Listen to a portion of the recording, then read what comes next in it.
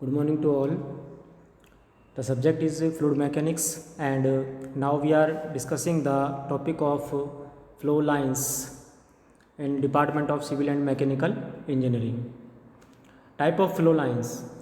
Whenever a fluid is in motion, it is innumerable particles move along a certain lines depending upon the condition of flow.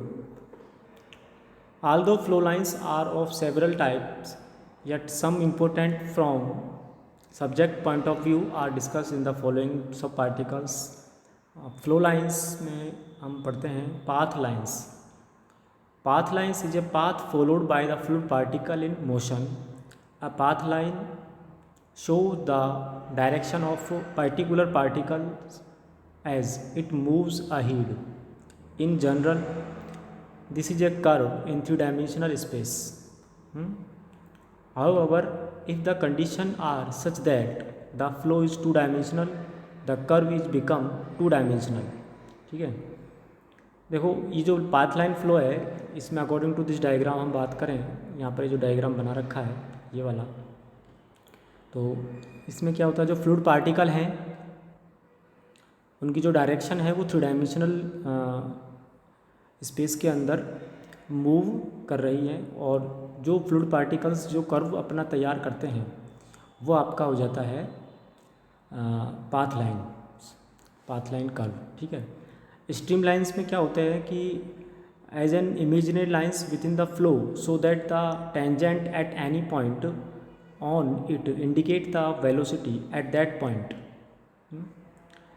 Equation of a streamline in a three-dimensional flow as given as du dx by u equal to dy by v equal to dz upon w. u, v and w क्या है यहाँ पर? u, v and w is the component of velocity in x, y and z direction. Stream tube is a fluid mass bounded by A group of stream lines. भाई stream tube का बनता है ये जो स्ट्रीम लाइंस का group होता है ना, बाउंडेड बाय स्ट्रीम लाइंस, इसको हम स्ट्रीम ट्यूब बोलते हैं, जिसमें आपकी stream lines are passes through a certain. The content of stream tube are known as current filament. Example of stream tube, देखो स्ट्रीम लाइंस क्या होती है? Stream lines are parallel to each other. यहाँ पर जितने भी लाइंस हैं सब स्ट्रेट लाइंस, जो आपकी स्ट्रीम लाइंस फ्लो होती है ना, एक दूसरे के पैरेलल में, उसको हम स्ट्रीम लाइन बोलते हैं. और जो स्ट्रीम लाइंस जिसे पर्टिकुलर पाथ में होकर निकलती है, एक पर्टिकुलर पाथ में होकर निकलती है, ठीक है, उसको हम क्या बोलेंगे? स्ट्रीम ट्यूब बोलेंगे. The following point about stream tube are worth nothing. Stream tube has finite dimensions. There are no flow perpendicular to streamlines, therefore there is a no flow across the surface of stream tube. The stream surface function as if it were a solid wall. The shape of stream tube changes from one instant to another because of changes in the position of streamlines. ठीक है, streak line की हम बात करेंगे. तो streak line is a curve which gives an instantaneous picture of location of the fluid particle. ठीक है, path taken by the smoke coming out of chimney, ये स्ट्रीक लाइंस का एग्जांपल हुआ. ठीक है, नेक्स्ट हम बात करें कि इसके न्यूमेरिकल की बात कर लेते हैं. न्यूमेरिकल ले लेते हैं. In a fluid velocity field दे रखी है आपको, v equal to 3x plus 2y i cap, 3x plus 2y i cap, 2z plus 3x square j cap, और 2t minus 3z k cap. ठीक है, determine the velocity component u, v and w at any point in the flow field space speed at point 111. ठीक है, और ये आपको चीज़ें दे रखी है, तो हमको निकालना क्या है? आपको निकालना है वेलोसिटी फील्ड एज स्टेडी और अनस्टेडी, यूनिफॉर्म और non uniform, and 1, 2 and 3 dimensional. ठीक है, ये चीज़ें आपको फाइंड आउट करनी है. तो सिंपल है, इसमें कुछ भी नहीं है ज़्यादा. v की वैल्यू आपको दे रखी है, वेलोसिटी फील्ड दे रखा है ना. देखो एक्स डायरेक्शन की जो कंपोनेंट है, यहाँ पर हम बात करें इस वाले डायग्राम में, इस वाली इक्वेशन में, जो ये एक्स डायरेक्शन की कंपोनेंट वो आई कैप के साथ एक्स जाता है, आई कैप के साथ वाई कैप के साथ जे जाता है, और जेड के साथ के जाता है। ठीक है, तो ये चीज़ें हैं। तो यहाँ पर जो वैल्यू आई है आपकी, यहाँ पर जी जो वैल्यू बनी है, u की वैल्यू क्या हो गई 3x + 2y, है ना, u x i cap v j cap और w के कैप। तो यहाँ पर जो w की वैल्यू है वो हो गई 2t - 3 और v की हो गई 2z + 3x²। ठीक है, अब इन दोनों में x, y और z की वैल्यू 1 1 1 दे रखी है, सब्स्टिट्यूट कर देंगे, आंसर आ जाएगा। ठीक है, इस तरह से वेलोसिटी निकल जाएगी। This is simple algebraical problem, so we can solve. And third one is speed, t = 2 second पर हम बात करें तो eight point 0,0,2 substituting t = 2, x = 0, y = 0, z = 2। In the expression for the u v and w की हम बात करेंगे, we get u = 0, v = 4 और w = -2। ठीक है, ये वैल्यूज हो गई आपकी कंप्लीट। अब हम बात करें कि बी स्क्वायर इक्वल टू, जब हम इसको अंडर रूट को निकालेंगे, सॉल्व करेंगे, वी स्क्वायर + यू स्क्वायर + डब्ल्यू स्क्वायर वैल्यूज पुट करेंगे, आंसर आ जाएगा, है ना। तो इस तरह से जो हमारे पास वैल्यू आई है वेलोसिटी फील्ड टाइप की हम बात करेंगे, तो v depends on t and it is unsteady flow. ठीक है, ये रिजल्ट निकल के आता है अपने पास। और t velocity changes in direction x, it is non uniform flow. V depends on x, Y and z, it is 3 dimensional flow. ठीक है, न्यूमेरिकल हो गया, बहुत सिंपल न्यूमेरिकल था। अब हम बात करेंगे रेट ऑफ फ्लो की और डिस्चार्ज की। तो rate of flow is defined as the quantity of fluid liquid flowing per second through a section of pipe और channel. It is generally denoted by Q. ये हमको मालूम है कि रेट ऑफ डिस्चार्ज क्या होता है, क्यू = एरिया × वेलोसिटी होता है, इसकी यूनिट होती है मीटर क्यूब के अंदर। ठीक है, और कंटिन्यूटी इक्वेशन के बारे में हम चलते हैं आगे। तो continuity equation is the based on the principle of the conservation of mass, है ना। If no fluid is added और removed from the pipe in any length, then the mass passing across different section shall be same. ठीक है, consider the 2 cross sections A1 V1, A2 V2। ठीक है, यहाँ पर cross section दे रखा है 2, यहाँ पर ये 2 क्रॉस सेक्शन दिए हुए हैं 1 और 2, इसकी हम बात कर रहे हैं।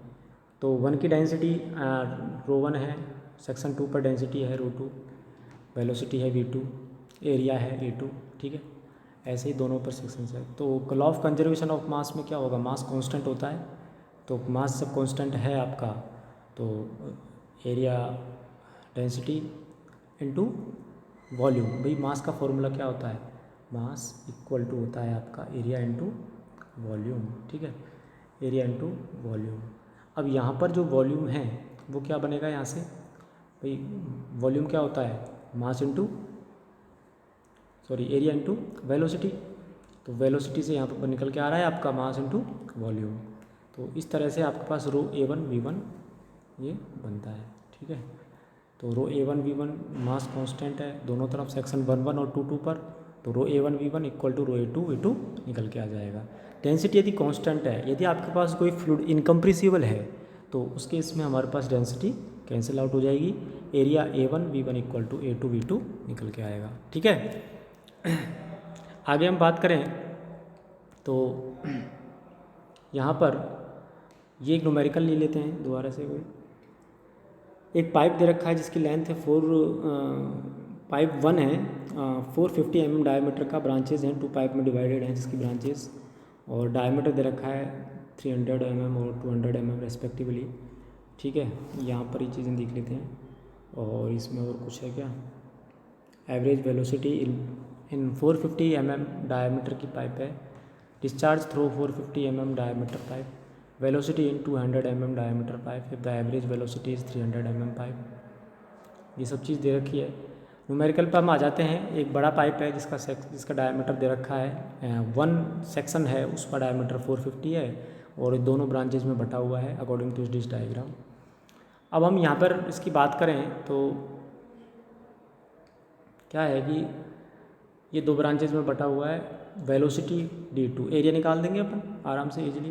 भाई इसका एरिया निकल जाएगा, है ना, यहाँ पर इसका एरिया निकल गया, इसका एरिया अलग निकल जाएगा, ठीक है। निकालने के बाद डिस्चार्ज का फॉर्मूला रखते हैं हम। भाई जो आपके पास कांस्टेंट मास है तो सीधी सी बात है Q1 इक्वल टू क्या लिख के निकलेगा, Q2 प्लस Q3, ठीक है, निकल के आएगा। क्योंकि जो जितना डिस्चार्ज Q1 में है उतना डिस्चार्ज हमारे पास Q2 और Q3 में मिलके निकलेगा। ओके, ये चीज़ें हैं जो कि हमने नीचे ये चीज़ शो कर रही है। तो discharge through pipe Q1 equal to A1 V1, ठीक है। तो ये हो गया आपका वेलोसिटी, एरिया इनटू वेलोसिटी। तो इस तरह से ये आपके आएगा। Velocity in pipe of diameter 200 mm की हम बात करें तो वैल्यूज़ पुट करेंगे Q1 equal to Q2 plus Q3 में। वैल्यूज़ आप निकाल चुके हो पहले ही, Q1 की वैल्यू निकाल चुके हो, Q2 की निकाल देते हैं। वैल्यूज़ पुट करना है, सीधा कुछ भी नहीं है इसमें, वेलोसिटी आंसर आ जाएगा इसका। Q वेलोसिटी निकालना है Q/A3, Q की वैल्यू दे रखी है 0.3, A3 की वैल्यू दे रखी है 0.0314, ठीक है। तो हमारे पास जो है पाइप नंबर 3 सेक्शन 3, उसकी जो वेलोसिटी है 9.55 मीटर पर सेकंड निकल के आती है, ठीक है। अब हम बात करें तो continuity equation in cartesian coordinate, ठीक है, x Y and z direction. देखो ये जो डायग्राम दे रखा है, इस डायग्राम में ये समझना है कि कंटिन्यूटी इक्वेशन का क्या होती है इसके अंदर। देखो हमारे पास जो ABCD दे रखा है ना, ये वाला ब्लॉक, ये एक ये है, ये एंट्रेंस फेस एंट्रेंस है एक्स डायरेक्शन में, ये एंट्रिंग फेस है और ये लिविंग फेस है। EFGH तो लिविंग फेस है और ABCD आपका हो गया एंट्रिंग फेस। यहाँ से कोई फ्लूइड को हम जो एंटर करते हैं नेक्स्ट डायरेक्शन में, ठीक है, तो यहाँ पर कुछ फ्लूइड का मास लेके चलना है। उसके बाद EFGH में जो फ्लूइड एग्जिट करेगा उसका मास हमको लेके चलना है, ठीक है। अब इन दोनों का जो डिफरेंस निकल के आएगा वो हमारे पास यहाँ पर जो टोटल डिफरेंस होगा वो इस डेरिवेशन में हम यही समझाने वाले हैं, ठीक है। तो आपको क्या है कि कंटिन्यूटी इक्वेशन अप्लाई करनी कार्टेशियन कोऑर्डिनेट के अंदर। ये तो हो गया एक्स डायरेक्शन। इसी वे में हम बात करें कि वाई डायरेक्शन की, तो वाई डायरेक्शन के लिए भी हम बात करेंगे। तो ये जो है AEDH, ये जो निकलेगा वाई डायरेक्शन में एंट्रिंग फेस होगा और ये इसका एग्जिट फेस होगा, कौन सा वाला, BCGF, ठीक है। तो आगे हम इसको देखते हैं, इसके डेरिवेशन को। यहाँ पर हम बात करें तो मास डेंसिटी, ठीक है, UV and W component of velocity है, rate of mass of fluid entering the face ABCD, ठीक है। अभी बताया मैंने ABCD में जो रेट ऑफ मास कितना है, भैया आपको पता है रेट ऑफ मास का फॉर्मूला क्या है, density into velocity into area, ठीक है, density into velocity into area. Okay, ये आपका हो जाएगा रेट ऑफ मास। तो वेलोसिटी क्या है, u हो गई एक्स डायरेक्शन में, ये चीज़ क्लियर है। एरिया हो जाएगा dy इंटू डी जेड, यहाँ पर ये निकल के आ रहा है। भाई area dy into D Z कैसे आएगा, लंबाई चौड़ाई, लेंथ एंड हाइट आप इसको मल्टीप्लाई करोगे एरिया में आ जाएगा ना एक्स डायरेक्शन में, ठीक है। ये चीज़ है ना, इसमें कोई दिक्कत नहीं है।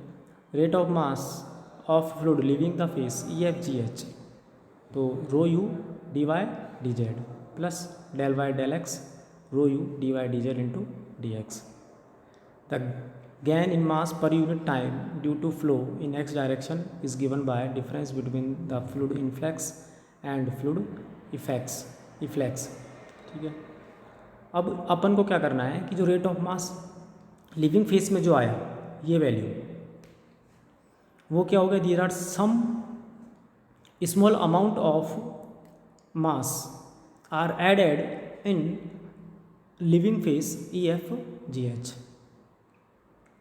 डेल वाई डेल एक्स, तो rho u dy dz into dx, ठीक है। The gain in mass per unit time due to flow in the x direction is given by the difference between the fluid influx and fluid efflux. ठीक है, उसके बाद हम बात करें mass accumulated per unit time due to flow in x direction, flow in x direction. तो rho U D Y D Z, ये वाला पोर्शन देखो अच्छे से। ठीक है, तो इसके अंदर क्या हुआ, यहाँ पर there are some small amount of mass accumulated per unit time in x direction. ठीक है, ये वैल्यू निकल के आती है। अब similarly the gain in the fluid mass per unit time in the parallelepiped due to the flow in y and z directions del y by del Y rho v d x D Y D z. जब हम इसको solve करेंगे, ये आपके पास condition बन चुकी है x Y और जेड के लिए, है ना। तीनों के लिए हमारे पास total mass accumulated in direction X Y and Z के लिए निकल के आ गया है। ठीक है, आगे हम बात करें तो total gain in fluid mass per unit time for fluid along 3 coordinate axes के लिए हम करेंगे। तो ये इक्वेशन तैयार हो गई, ये आप देख लीजिए। Rate of change of mass of the parallelepiped के लिए ये इक्वेशन तैयार होती है। इन दोनों इक्वेशंस को हम इक्वेट कर देंगे, तो इक्वेट करने के बाद हमारे पास जो कंडीशन आएगी वो आपकी आएगी कंटिन्यूटी इक्वेशन की कंडीशंस निकल के आती है। Rho Y del X rho U del X rho V Y del Y rho W by del Z D x D Y D Z and del Y del T into rho D x D Y D Z. ठीक है, तो ये चीज़ें अपन के यहाँ पर निकल के आ रही है। इक्वेशन जो बनेगी आपकी कंटिन्यूटी। इनकम्प्रेसिबल फ्लूइड की हम बात करें तो इनकम्प्रेसिबल डेंसिटी कांस्टेंट होती है। डेंसिटी कांस्टेंट होती है तो इस केस में del rho Y del t की वैल्यू 0 हो जाएगी, और यहाँ पर 0 करने के बाद ये वैल्यू यहाँ पर निकल के आ जाती है। ठीक है, इस तरह से हमारे पास ये इक्वेशन बनती है। 2 डायमेंशन की 1 डायमेंशन के लिए देख लो, चाहे 2 डायमेंशन के लिए देख लो। ठीक है, यह हमारे पास लास्ट में finally if the area of flow a then rate of flow is q is equal to area into velocity constant for steady flow के लिए यहाँ पर निकल के आती है। ठीक है, तो इतना ये हमारा क्लियर हो चुका है। Thank you so much.